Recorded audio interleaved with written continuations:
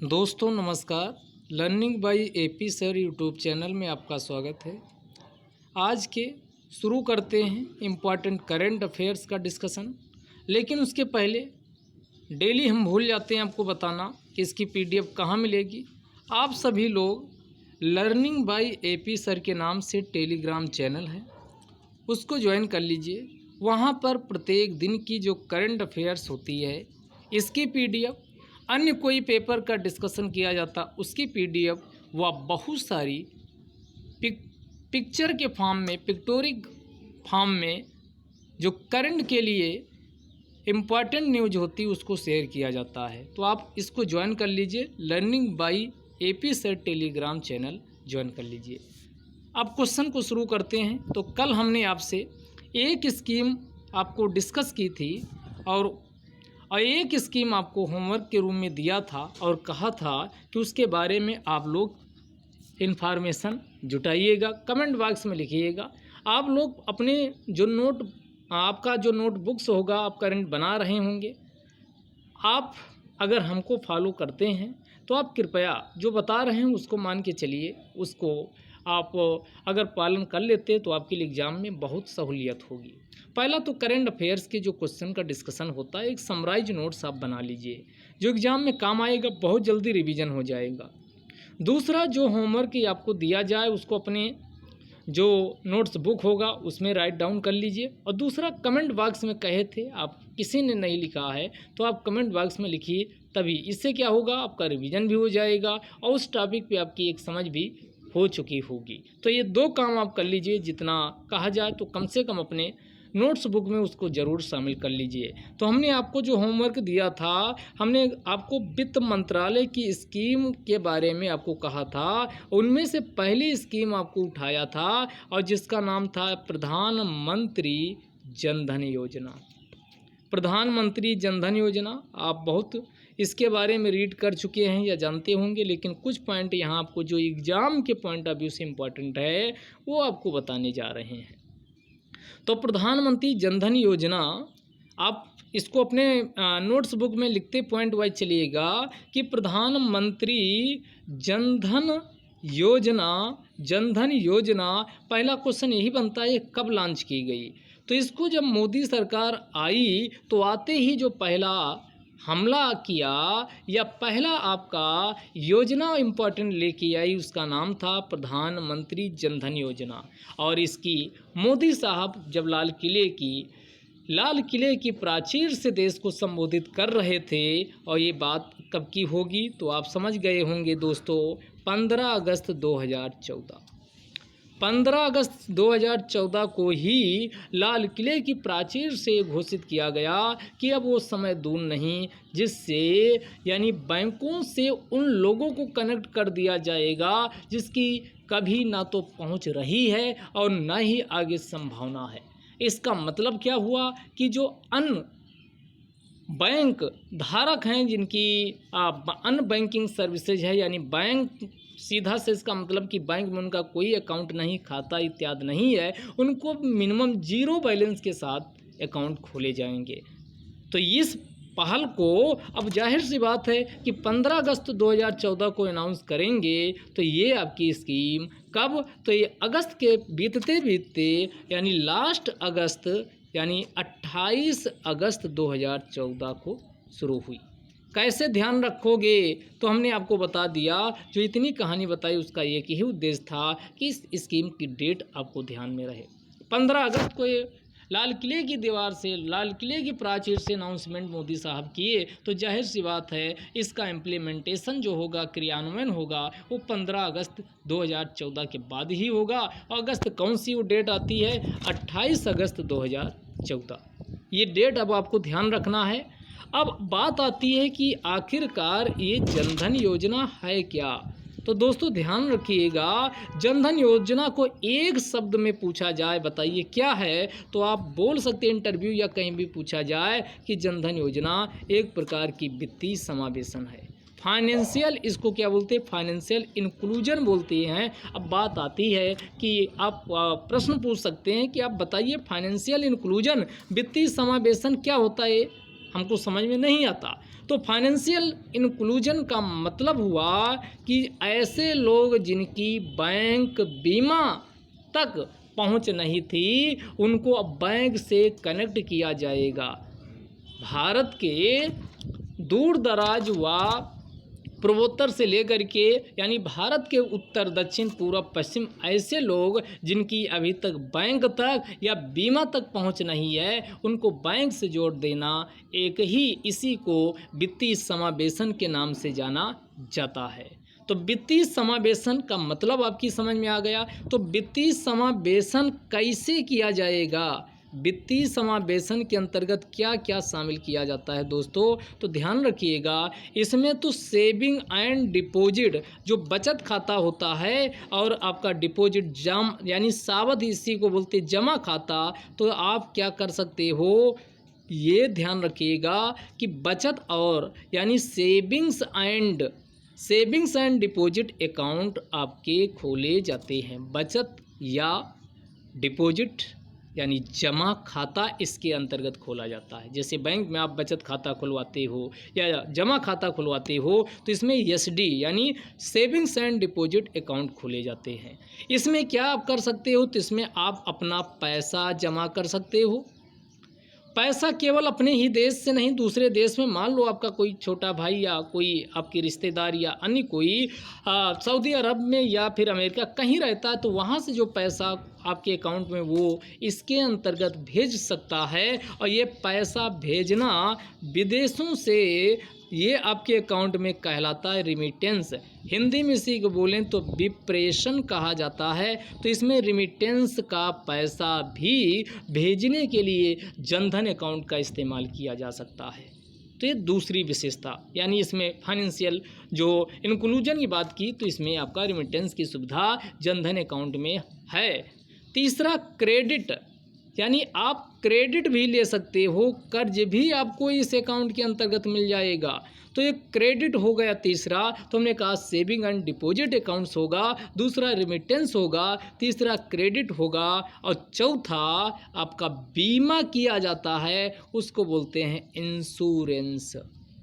बीमा, इंश्योरेंस इसके अंतर्गत किया जाता है। और लास्ट में आपको इसके अंतर्गत पेंशन सुविधाएं भी दी जाती हैं। तो ये इत्यादि को आप देखो, एक ही मंच से आपको हर एक प्रकार की सुविधा मिल रही है। खाता भी आपका खुल रहा है, वो भी मिनिमम जीरो बैलेंस पर। कोई मिनिमम जीरो बैलेंस के, जीरो का मतलब हुआ कोई आपका मिनिमम रिक्वायरमेंट बैलेंस की मेंटेन की नहीं होती है। तो ये सब एक ही मंच से सुविधाएँ मिलना वित्तीय समावेशन कहलाता है। अब बात आती है दोस्तों, आप प्रश्न फिर पूछेंगे, सर ये बताइए कि इसका लाभ क्या है, क्या क्या लाभ हैं। तो पहला तो इसका लाभ क्या है कि आपको मिनिमम बैलेंस की रिक्वायरमेंट नहीं होती। जैसे अन्य आप ऐसे खाता खुलवाने जाओगे तो उसमें बताता 2000 रुपये मिनिमम आपके अकाउंट में बैलेंस होना चाहिए। यहाँ मिनिमम बैलेंस की रिक्वायरमेंट नहीं होती है। और दूसरा, आपने पैसा खुलवाया, जीरो पे भी आपका अकाउंट खुल जाता है जनधन के अंतर्गत। और दूसरा, अगर आपका मन हुआ कि पैसा हम अपने खाते में 2000, 5000, 10,000, 1 लाख जो भी जमा करना चाहते हैं, तो क्या इस पे बैंक ब्याज देगी? तो दोस्तों बिल्कुल आपको इस पे ब्याज मिलेगा। जो भी आपके अकाउंट में बैलेंस होगा उस पे ब्याज दिया जाता है। फिर आप कहोगे दोस्तों कि क्या जैसे हम नॉर्मल बैंक खाता खुलवाते हैं वो हमको वीज़ा मास्टर कार्ड उपलब्ध करवाता है, तो क्या ये कोई कार्ड उपलब्ध करवाता है? तो दोस्तों बिल्कुल कार्ड आपको दिया जाता है, उसका नाम है रुपे कार्ड। तो इसके अंतर्गत रुपे कार्ड, प्लास्टिक मनी भी आपको उपलब्ध करवाई जाती है।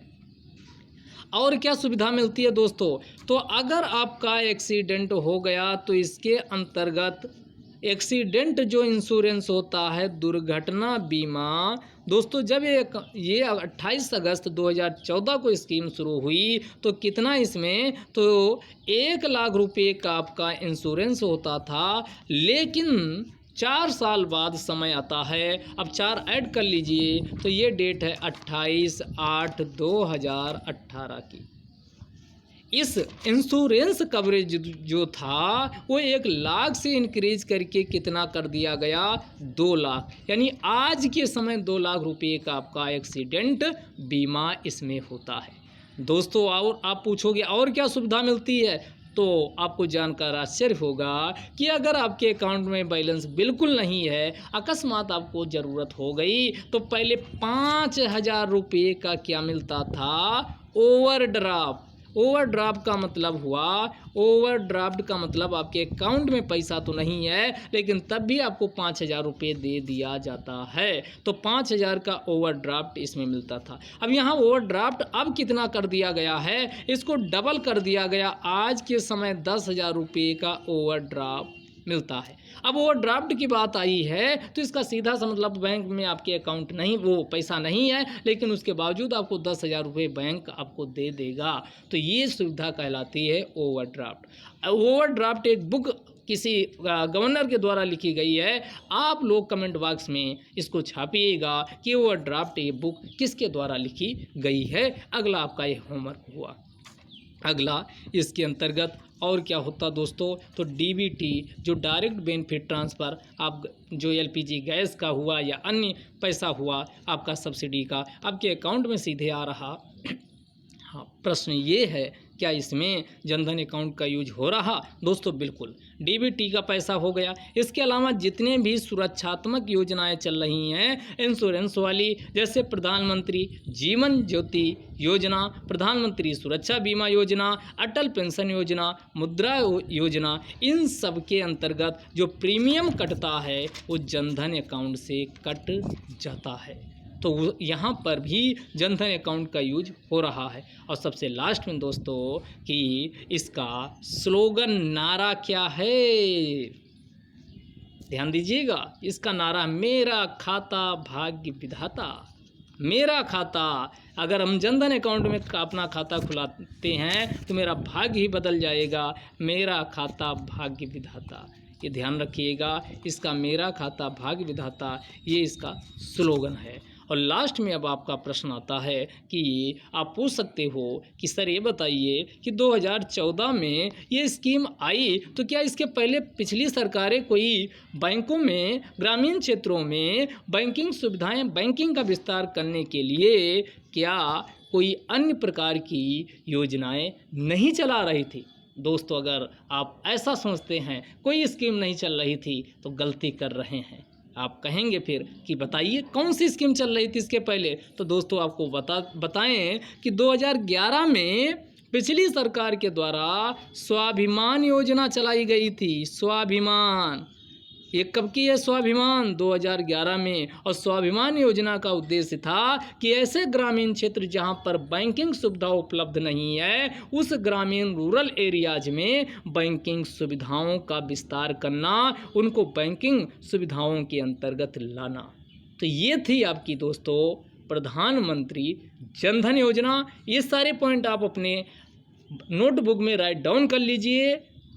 इसके बाहर ना कुछ पूछा गया है और ना पूछा जाएगा, चाहे इंटरव्यू हो, चाहे मेंस हो, चाहे आपका प्री हो या अन्य कोई एग्ज़ाम हो। आप देखोगे जितना हमने आपको डिस्कस कर दिया इसी के अंदर क्वेश्चन रहने वाला है। आप इसको ज़रूर नोट कर लिए होंगे। अब आइए सीधे आज के करंट पे नज़र डालते हैं।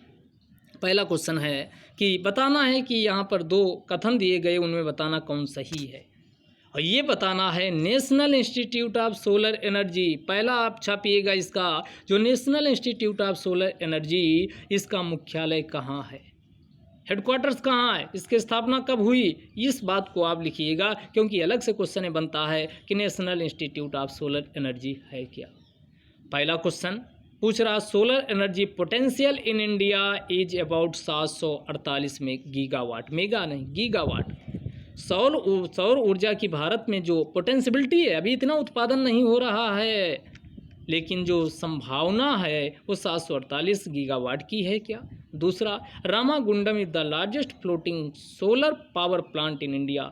भारत का सबसे बड़ा जो तैरता हुआ सोलर पावर प्लांट है वो कौन है? रामागुंडम है। तो यहाँ पर बोथ स्टेटमेंट क्या है?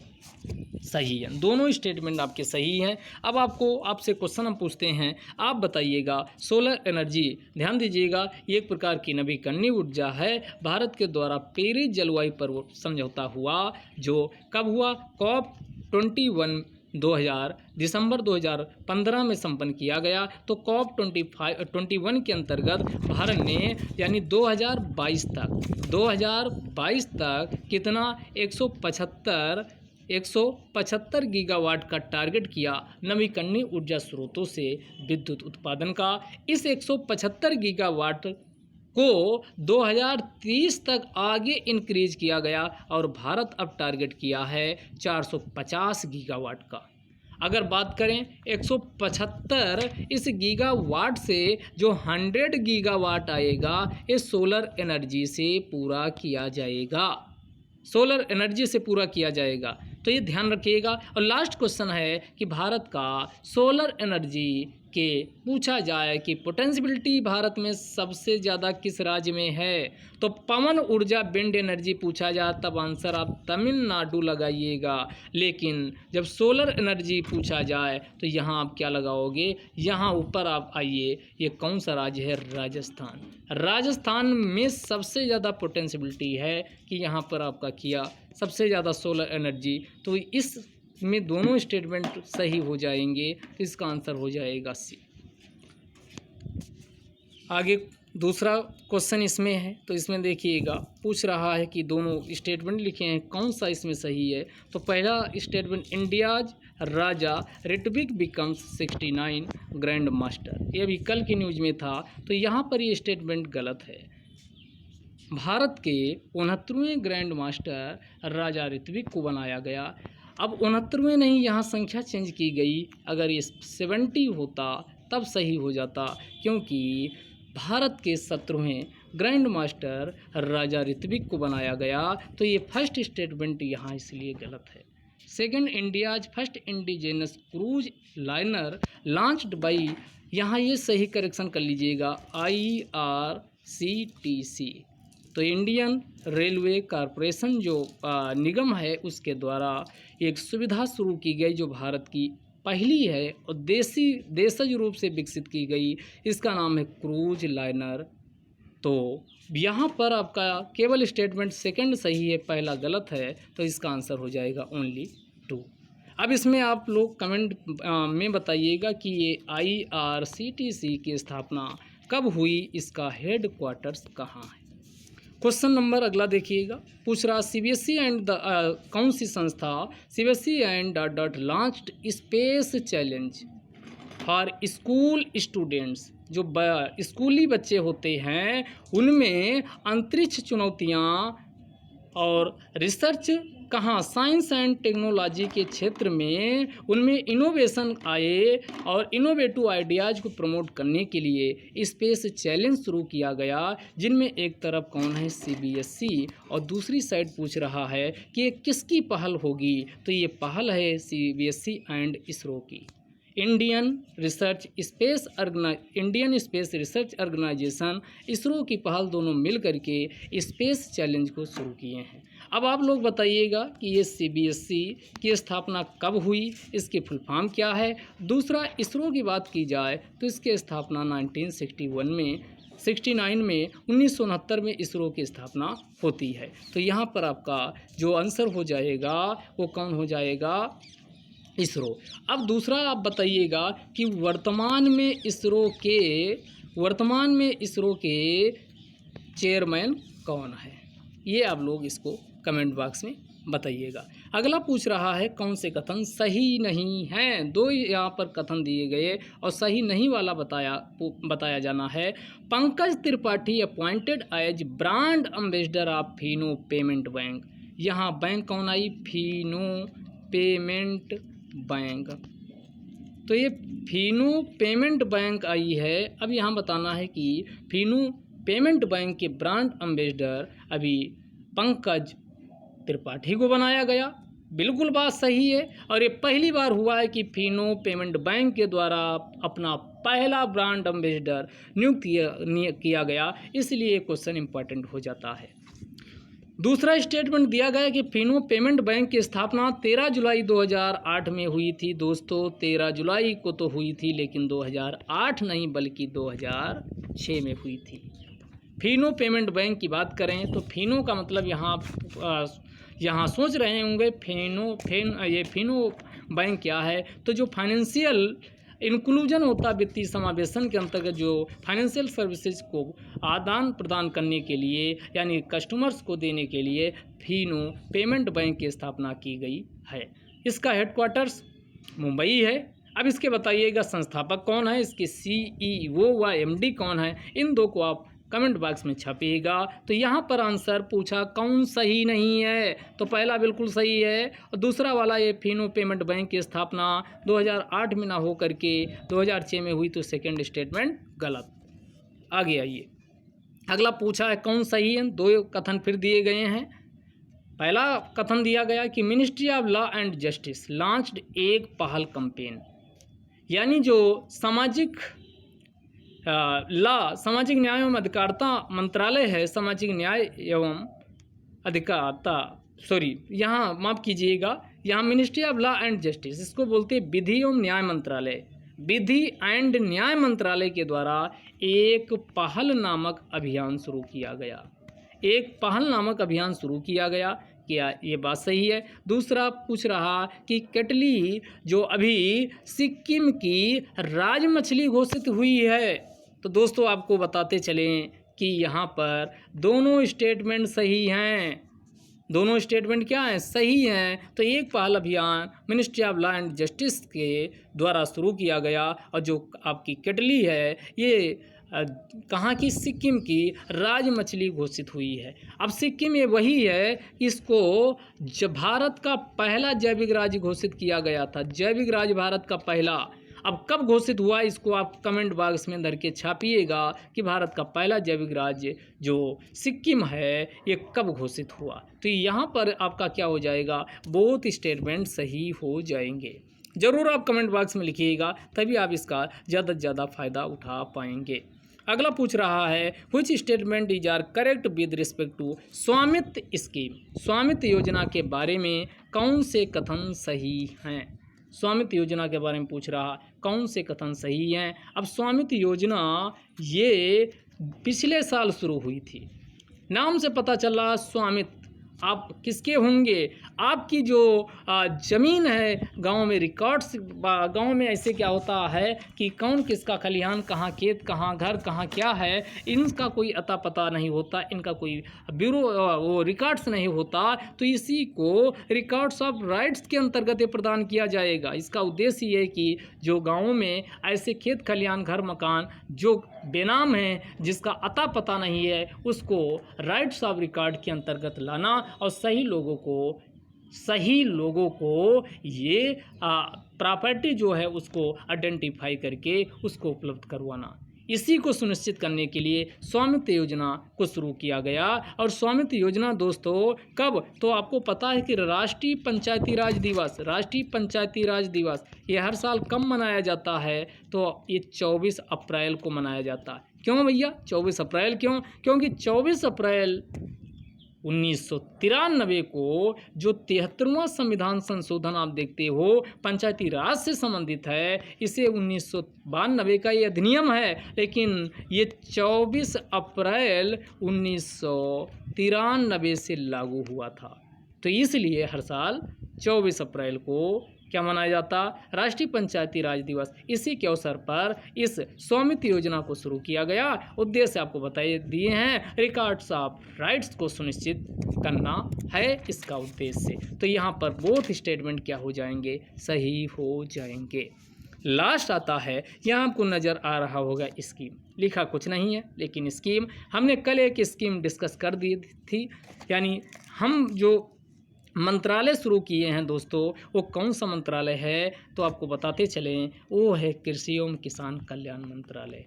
कृषि एवं किसान कल्याण मंत्रालय। पहली स्कीम कल कौन सी डिस्कस की थी आप लोग बताइए? तो अगर रिवीजन कर रहे होंगे तो आराम से आप इसको बता देंगे। कल हमने प्रधानमंत्री फसल बीमा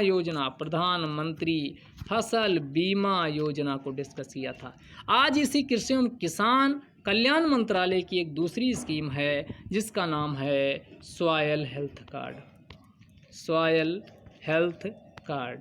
ये स्कीम हम अब डिस्कस करेंगे। हिंदी में इसको बोलते हैं मृदा स्वास्थ्य कार्ड, मृदा स्वास्थ्य कार्ड या soil health card most important है। और ये क्वेश्चन आईएएस का पेपर उठा के देखिएगा 2015, 16 या 17 में क्वेश्चन सॉयल हेल्थ कार्ड से पूछा गया। ये हमेशा के लिए इम्पॉर्टेंट होगी। इसका मतलब हुआ 2016 में क्वेश्चन आईएएस के प्री में पूछा जा रहा है, तो जाहिर सी बात है 16 की स्कीम होगी, 16 के पहले की होगी, तभी वो पूछ रहा है। तो आप यहाँ ऐसे सेंस भी लगा सकते हैं कि आईएएस 2016 में हम कह रहे हैं सॉयल हेल्थ कार्ड से क्वेश्चन पूछा गया है, तो उसके पहले की स्कीम है। कब की है, आइए देखते हैं। बात करें कि जो किसान भाई थे, इनमें जब जागरूकता का अभाव होता है, सारे नहीं, कुछ लोग बहुत जागरूक किसान भी होते हैं, तो अधिकांशतः भारत में शिक्षा, गरीबी और जन जागरूकता का अभाव बहुत कम है। इसकी वजह से वो जो मन माना वो उनको लगता है कि हम ज़्यादा से ज़्यादा उर्वरकों का प्रयोग, रासायनिक कीटनाशकों उर्वरकों का करेंगे तो फसल में उत्पादकता बहुत ज़्यादा मिलेगी। और यहाँ उस संतुलित मात्रा में उर्वरकों का उपयोग, या कहा जाए कि मृदा में संतुलित पोषक तत्व नहीं प्रदान करते, जिससे उनकी उपज तो कम होती ही है, साथ में मृदा की जो उत्पादकता वो घटती है और मृदा में पोषकता जो है वो भी समाप्त हो जाती धीरे धीरे। तो इसी को ध्यान में रखते हुए भारत सरकार ने क्या सोचा कि क्यों ना हम किसानों की स्थिति को सुधारें और किसानों के लिए कोई नई पहल करें। और जो नई पहल की गई उस पहल का नाम था कौन, विश्व स्वास्थ्य कार्ड, मृदा स्वास्थ्य कार्ड, सॉयल हेल्थ कार्ड। अब आइए शुरू करते हैं। तो इसकी शुरुआत कहाँ से हुई? सबसे अब कम आप सोचिए, इसकी शुरुआत भारत में सबसे ज़्यादा मृदा की जो खराब स्थिति होगी, लवणता, क्षारीयता, अम्लता, ये सब कहाँ होगी? तो आप सोचोगे कि तीनों चीज़ें अगर आपको अच्छे से शुरू करना हो तो पायलट प्रोजेक्ट पे हम उस प्लेस का चुनाव करते जहाँ की दशाएं ज़्यादा बुरी हैं या ख़राब हैं। तो ऐसे मामले में आप कॉमन सेंस अब लगा सकते हैं, राजस्थान इस मामले में है भाई। तो राजस्थान में कौन सा जिला? गंगानगर। राजस्थान के गंगानगर से इस स्कीम को शुरू किया गया। अब कब शुरू किया गया? तो पहले आपको पता चल गया प्लेस कहाँ से शुरू हुआ, राजस्थान। राजस्थान के किस स्थान से शुरू हुआ? गंगानगर। और गंगानगर में कब शुरू हुआ? तो ये डेट याद रखिएगा, 19 फरवरी 2015, भूलना नहीं है। 19 फरवरी 2015, 19 फरवरी 2015 को इस स्कीम को शुरू किया जाता है। और इसमें ये कहा जाता है कि प्रत्येक 2 वर्ष में मृदा स्वास्थ्य कार्ड जारी किए जाएंगे और उसका रिन्यूअल कराना होगा। अब बात आती है कि इसमें किन किन एलिमेंट्स का, पोषक तत्वों का जांच की जाती है और स्वास्थ्य कार्ड प्रदान किए जाते हैं। तो आप मृदा का, आप अपनी मिट्टी का, खेत की मिट्टी का नमूना लेके जाते हो, उसकी प्रयोगशाला में जांच परख होती है और उनमें 12 पैरामीटर्स हैं। कितने? 12 पैरामीटर्स, यानी पैरामीटर्स के आधार पे आपकी मृदा की जांच की जाती है। 12 पैरामीटर्स में आइए तो आप NPK, ये भूल ही नहीं सकते, नाइट्रोजन, पोटास, और उसके बाद आपका यानी नाइट्रोजन, फास्फोरस, पोटास, के आपका क्या हो जाएगा? पोटेशियम, पोटास हो जाएगा। तो NPK, इन्हीं को प्राइमरी तत्व, एलिमेंट्स कहा जाता है। तो ये आपका NPK हो गया। तो NPK की जांच होगी। 3 यहाँ हो गए। उसके बाद आपका कौन है? सल्फर। सल्फर यस का मतलब सेकेंडरी भी होता, तो ये द्वितीयक एलिमेंट में आता है। ये आपका 1 यहाँ से हो गया। उसके बाद अगला ये, तो अभी कितने? 12 हैं, तो 4 तो यहाँ से हो गए। अब आपको अब आगे एक ट्रिक बता रहे हैं, उसको ध्यान रखिएगा। क्वेश्चन अंदर भी जा कर के पूछ सकता है कि कौन 12 में शामिल हैं और कौन नहीं। और जैसे ये क्वेश्चन पूछेगा, क्वेश्चन कठिन हो जाएगा। तो इसका याद रखिएगा, जो हमारा मन होता है वो क्या करता है? गलत बातें को बहुत जल्दी बाहर लाता है। और जो अच्छी बातें हैं, जैसे पढ़ना, ये मन करेगा, पढ़ने की मन नहीं करेगा, लेकिन जो चीज़ हम नहीं करना चाहते उसका मन काम करता है। यानी मन एक प्रकार का फेंकू टाइप का है, ये फेंकने का काम करता है। तो आप जान लीजिए, आज सभी लोग जान लो कि मन क्या करता है? फेंकने का काम करता है। तो इससे क्या हो जाएगा? मन, यमयन हो गया, मन, FE फेंकू, मन फेंकू, जानबो, मन फेंकू जानबो। तो ये मैग्नीज हो गया। FE से फेरस लोहा हो गया, CU से कॉपर हो गया, और ZN से जिंक हो गया, BO से बोरान हो गया। मन फेंकू जानबो, ये आप ट्रिक याद रखिएगा। NPKS मन फेंकू जानबो, मन फेंकू जानबो। तो कितने यहाँ 1 2 3 4 5, 5 इधर हो गए। कितने हो गए? 5 3 8 1 9, 9 तो यहाँ से हो गए। तो आपको तुरंत आपका बोलिए NPKS मन फेंकू जानबो, मन फेंकू जानबो, manganese, ferrous, copper, zinc, boron. और लास्ट में आपका बचा एक पीएच मान भी देखा जाता, क्योंकि पीएच मान के आधार पर पता चलता है कि मृदा अम्लीय है या क्षारीय है या उदासीन है। 7 से कम अम्लीय, 7 से अधिक उदासीन, 7 से अधिक तो क्षारीय और 7 है तो उदासीन, ये पता चलता। और लास्ट में ध्यान रखिएगा, तो एक तो पीएच हो गया, तो कितना 10 हो गए। 2 जो बचे हैं उन 2 में एक आपका है, एक आपका क्या है, एक आपका ओसी है और दूसरा है ईसी। ओसी और ईसी, इस प्रकार टोटल इसमें कितने हैं? 12 मानक हैं। अब लास्ट पॉइंट बचता है कि आखिरकार इस आपने जो मृदा स्वास्थ्य कार्ड का डिस्कशन किया, इसकी थीम क्या है, क्या उद्देश्य है? थीम का मतलब इसका क्या, क्यों ये इसको लॉन्च किया गया? थीम क्या रही होगी? स्वस्थ धरा खेत, धरा यानी पृथ्वी को बोलते हैं। अगर मृदा क्या होगी? स्वस्थ होगी, तो स्वस्थ मृदा यानी पृथ्वी होगी, तो स्वस्थ धरा, तो खेत में क्या होगा? खेत में फसल की पैदावार, अच्छी फसल होगी और किसान क्या होंगे? यानी किसान में खुशी होगी और किसान खुशी से झूम उठेंगे। तो इसकी थीम है क्या? स्वस्थ धरा खेत हरा। तो ये स्कीम थी आज की, जो हमने यानी मृदा स्वास्थ्य कार्ड का डिस्कशन किया। अब आपके लिए एक स्कीम जाते जाते छोड़ते जाते हैं, इस स्कीम को आप तैयार कीजिएगा। कल फिर इसके बाद स्कीम पे हम आपका डिस्कशन करेंगे। और कल वित्त मंत्रालय की एक दूसरी स्कीम आपको सौंप के जा रहे हैं, और वो स्कीम का नाम है यानी प्रधानमंत्री जनधन योजना हो गया। अब कल आपका होगा अटल पेंशन योजना। अटल पेंशन योजना कल आप लोग इसके बारे में लिखिएगा। और फिर आपको क्या, हम आके सबसे पहले अटल पेंशन डिस्कस करेंगे। फिलहाल अभी तक हमने 3 स्कीम का डिस्कशन कर चुके हैं। जो लोग पहली बार ये वीडियो देख रहे हैं, वो पिछला वाला वीडियो ज़रूर देखिएगा, जो कल वाला डिस्कशन हुआ। वहाँ पर हमने डिटेल में किस स्कीम के बारे में डिस्कशन किया है, उस स्कीम का नाम क्या है, तो हमने अभी बताया प्रधानमंत्री फसल बीमा योजना। तो आपने देखा कि स्कीम से क्वेश्चन, ये मानिए कम से कम 10 से लेकर 12 क्वेश्चन दाएं बाएं घुमा फिरा के स्कीम से पूछे जाते हैं। अभी PCS UP PCS होगा, UPSC होगा IS वाला, उसके बाद RO होगा, RO ARO। इनमें देखिएगा कितने स्कीम से क्वेश्चन आना, इसको आप निगलेक्ट नहीं कर सकते। तो ये डिस्कशन यहीं समाप्त करते हैं। अगले वीडियो में कल फिर मिलेंगे। तब तक के लिए जय हिंद, जय भारत।